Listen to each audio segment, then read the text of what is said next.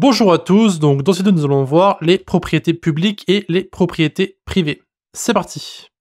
Donc nous sommes maintenant de retour sur nos propriétés publiques et private, donc on ne sait pas à quoi ça correspond pour le moment, mais vous allez voir qu'après cette vidéo, ça sera probablement un peu plus clair pour vous. Alors voici le code de la vidéo, donc encore une fois c'est les classes que nous avons créées dans les vidéos précédentes, sauf qu'ici nous avons ajouté une variable en plus, propriété en plus plutôt.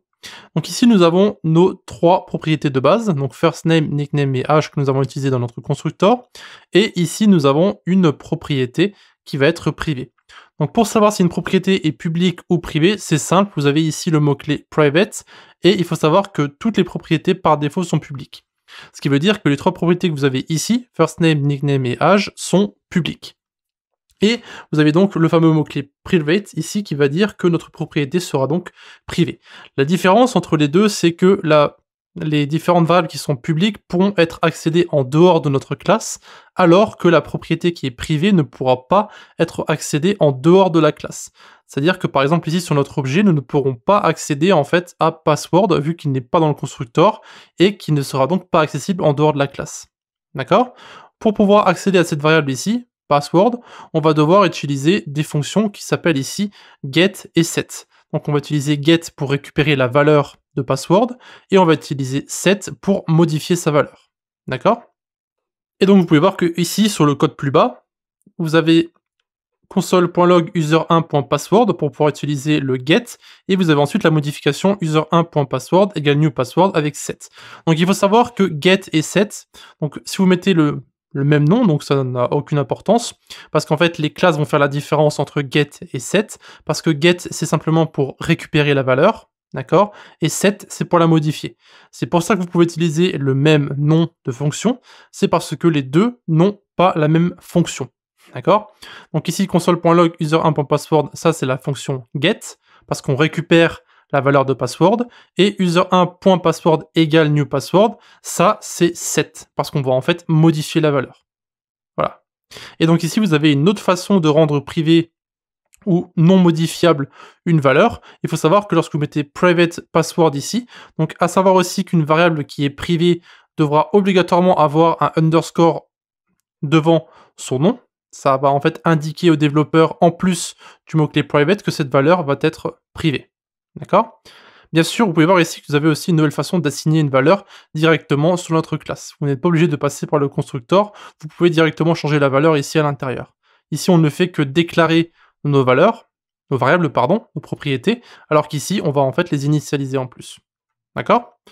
Maintenant, on va aller sur VS Code et on va voir un peu comment tout cela fonctionne. Alors, de retour sur VS Code, ici, on va simplement taper tsc-w, comme d'habitude. Hein. Je le fais à chaque fois pour que vous n'oubliez pas de le faire, hein, évidemment.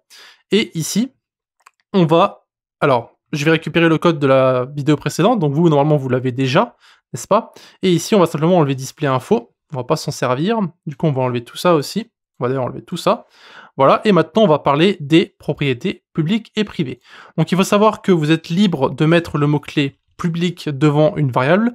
Cependant, il faut savoir que par défaut, la propriété sera publique. Donc ce n'est pas nécessaire. Et donc ici, si vous mettez private password, qui sera un string, vous pouvez simplement ici la déclarer, sauf qu'il va vous dire qu'elle n'est pas initialisée avec le constructeur. Du coup, c'est pour ça que vous pouvez soit l'initialiser vide, donc sans aucune valeur, ou alors vous pouvez mettre une valeur par défaut. D'accord ? Voilà. Donc ici, moi, je vais mettre par exemple une valeur test, ça on saura, test password. Et du coup, maintenant, la question, c'est comment est-ce qu'on va accéder à cette valeur? Alors, on l'a déjà vu précédemment avec les diaporamas, donc je ne vais pas vous faire attendre. Ici, on va simplement taper get password. Donc ici, c'est bien de mettre le même nom de fonction pour le nom de votre propriété. Donc si par exemple le nom de la propriété c'est password, il vaut mieux nommer votre fonction password, afin que ce soit clair pour les autres développeurs ce que vous voulez faire. D'accord? Après, encore une fois, il y a certaines personnes, certains développeurs qui vont cacher le nom de la fonction pour faire en sorte que le nom de la variable ou de la propriété soit encore plus caché. Donc par exemple ici si je mets pw, on ne saura pas que le nom de ma propriété c'est password, parce qu'ici j'ai mis pw. D'accord? Après évidemment, restez sur ça, get password, ça sera mieux pour vous lorsque vous débutez. Donc ici, on attend bien sûr une chaîne de caractères. Et donc à l'intérieur, tout ce que vous avez à faire, c'est faire un return 10.password. D'accord? Donc ici, on va simplement récupérer la fameuse fonction que nous avons ici. La fonction, la propriété, pardon. Donc ici, la propriété password. Voilà. Et donc ici, on peut faire un premier test en mettant console.log user1.password.